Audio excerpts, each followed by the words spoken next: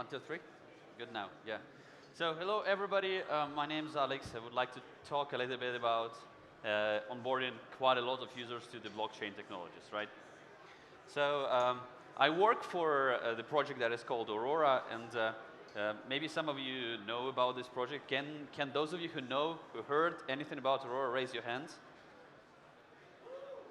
Okay, so then I'm going to do the first, very quick first slide just to give you an overview of what it is. From the standpoint of the ordinary person, we are just another EVM-compatible network, but with a special flavor inside of it. So we are working as a smart contract on top of a newer blockchain that is more performant, it is horizontally scalable, and because of this, we are able to scale the amount of users, the amount of applications. Now, we are literally taking the best of the two worlds, right? EVM with the rich ecosystem, with all of the tooling, and we're putting inside of it the engine, the performant engine of the near blockchain. Now, we have some specifics, and I'm not going to go too deep into it, but our base token is F, so that's why we are extending Ethereum economy. We do not want to, push our users to buy our tokens and all of the stuff, right? So you can do absolutely the same thing that you're doing on the Ethereum blockchain. And we also have a bridge solution, so a little bridge from the previous talk about bridges. We have it, and it is called Rainbow Bridge. Maybe some of you tried it at some point in time. Yeah. Somebody said, in case the sound guy is listening, can you please turn up a little bit the volume? So the Rainbow Bridge itself is the trustless bridge, right? Well, it's pretty complicated bridge, I can say to you. We do not have any validators or people who are approving the transactions, the movement of the funds, or the calls, cross-chain calls from Ethereum to Near and Aurora. Now, let's go a little bit into the actual topic of the speech, right? And I always would like to start with the question, why? What is the reason for us to onboard 1 billion people to the blockchain? It is a non-trivial challenge, and we need to understand why do we want to do it, right? So from my point of view, obviously, and I believe we're all sharing this idea, decentralized technologies are better than the centralized technologies, right?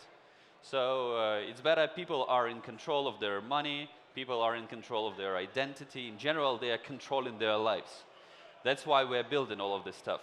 But better technology does not mean that this tech is going to be adapted, right?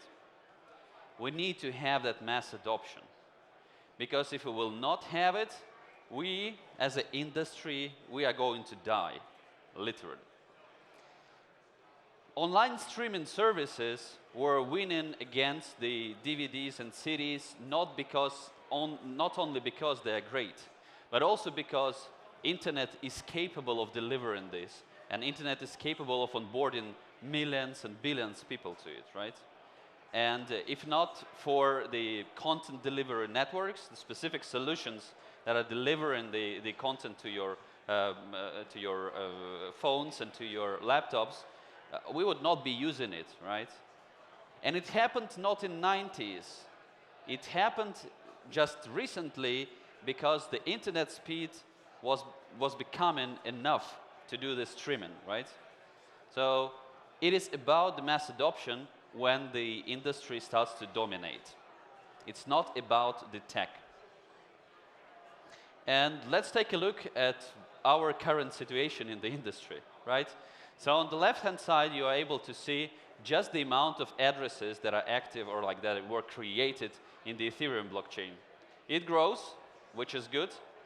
But on the left-hand side, you can see the graph, some kind of graph. I'm going to tell you what is it in a minute, that shows a little bit different dynamics. And this graph, as you can see, it goes parabolic, right? In the end, there is a little bit decrease of the speed of growth. And this is natural, but it goes much steeper with the time. And it is actually just the amount of smartphone users in just a single country, in India, right?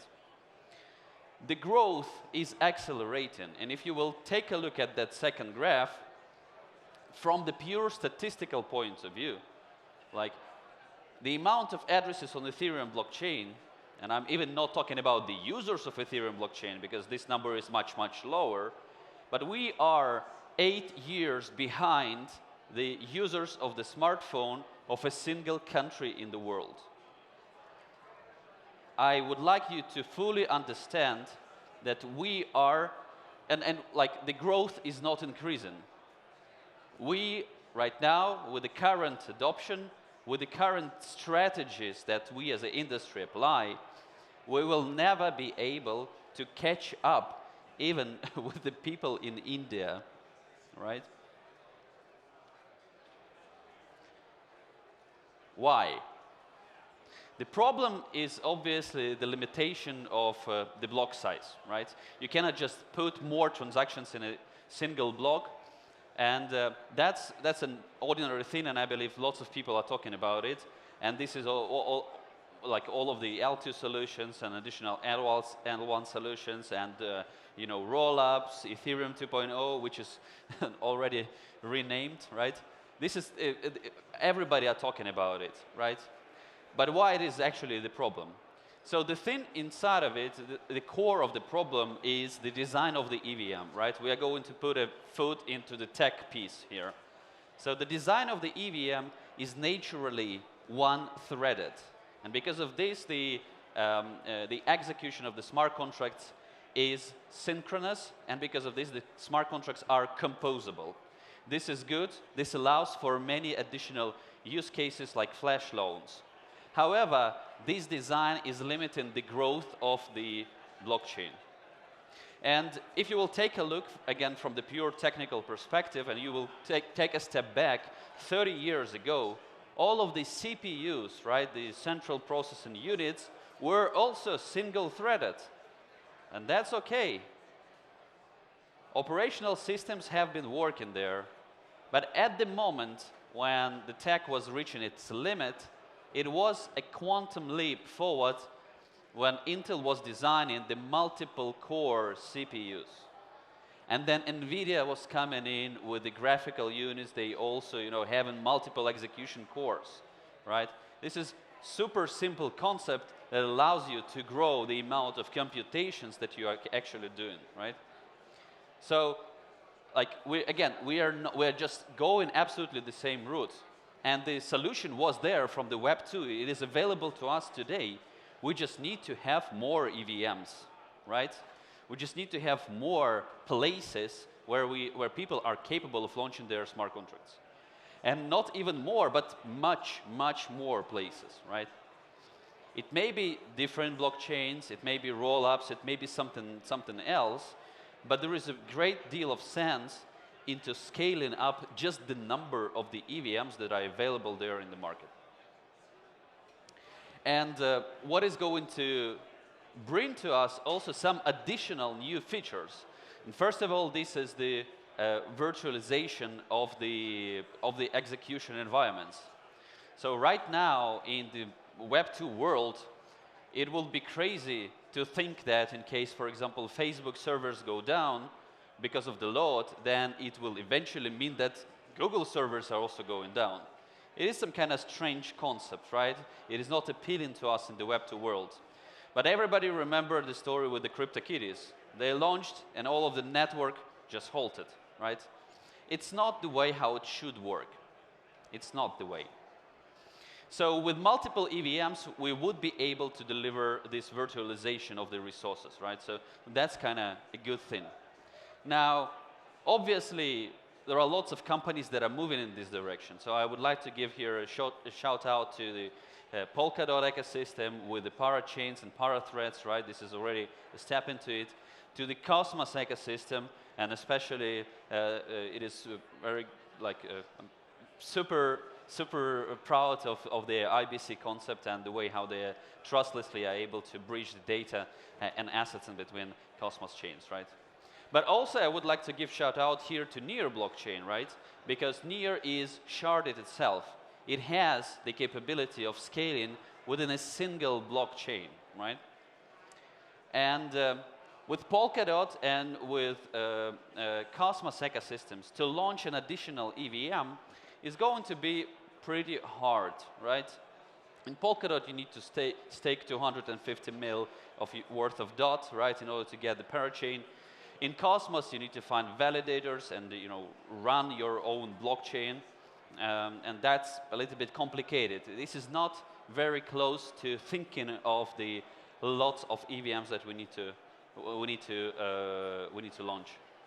But with Near and with in general, with the idea of scaling through the amount of smart contracts, this thing can be implemented, right? And obviously, Aurora is a smart contract on Near, so I'm not quite sure whether you're following the talk or not. And maybe you can, make your own outcomes and your own thoughts out of this piece. I'm not going to go deeper into your Aurora. But is this enough? Would be the ability to launch many EVMs actually help us? And from my point of view, the answer is no. And the reason for this is that blockchain user experience is horrible, right? It is absolutely not even close to what Web2 world is given to us. And remember, we are not talking about people that are here, right? 1 billion people, we need to onboard them. They are walking in the streets. They are Instagram guys, and they are doing the TikTok, right? They want to have slick interface. They want to have things on their fingertips, right? They are not going to think about chain ID, the gas limit, the gas price, increasing the speed of the transactions. What is it? When you're using internet, do you think about TCP IP stack that is underneath it? We are stuck in a very low-level primitives, and we are not progressing beyond it. And this is crucial for us in order, again, to onboard these additional people. We need to deliver to the users subscription models to the blockchains. Because back in the 90s, we were having that per second tarification for mobile calls. But now, the whole world migrated to the situation when you are buying packages, monthly packages. So at some point in time, people have been registering on the websites with their email and confirmations and all of the stuff. And now they're just going in with the Google authentication and Facebook authentication. And that's okay, mass market is doing it. And how you're buying your groceries? You're just using Face ID. This is the user experience that mass market is appealing to. We need to deliver exactly this thing to the people in case we would like to succeed as the industry.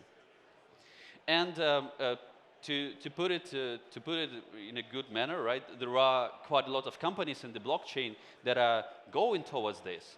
So, for example, Infura, in case you're a developer, you probably know it. Infura is implementing a thing that is called ITX, right? This is their, advanced management of the transactions, right? And yeah, you can say to me like, everything is already happening. What do you want from us, right? We're already moving in that direction. Well, I am a demanding manager. I want everything to happen much, much faster, right? We are failing to deliver. We are failing as an industry to deliver. And let me give you just one simple example, again, because we have been talking about CPUs and GPUs. My background is in high-performance computing. So it was, I believe, 2007 or 2008 when NVIDIA was providing the first version of their CUDA tech that allows people to do the general purpose computations on the GPU. It was super low level. Developers needed to understand the guts of the chips. It's not even, the assembly kind of thing. They need to understand how structurally the GPU chips are, assembled. And that was, insane, that moment in time. Because one step left, or to the left or to the right, and instead of the increase of the speed, they were getting insane decrease of the speed of the computations. But only 6 years later, CUDA tech that is created by a single company, literally, it was progressing to the moment where developers were not even forced to think where the data is located, whether it is on the hard drive, in the RAM, or in the GPU. Compilers were going to the level when they were able to predict the movement of the data. And I can tell you this is much, much, much harder thing than taking care of the prediction of the gas price, right? And what changed with our user experience within the previous 12 years in the blockchain in terms of the gas user experience? Nothing. And we are a freaking insane amount of companies here, and we are not progressing there, right? Single NVIDIA is performing better than our decentralized community of the blockchains. We are losing, again, just to sum up, we are losing this competition. We need to buckle up. We need to go straight to the execution. We need to get these 1 billion people to the blockchain in order to survive as the industry. So encourage everybody moving to the mass adoption, and in case you have any questions, I'm happy to answer all of them. Thanks.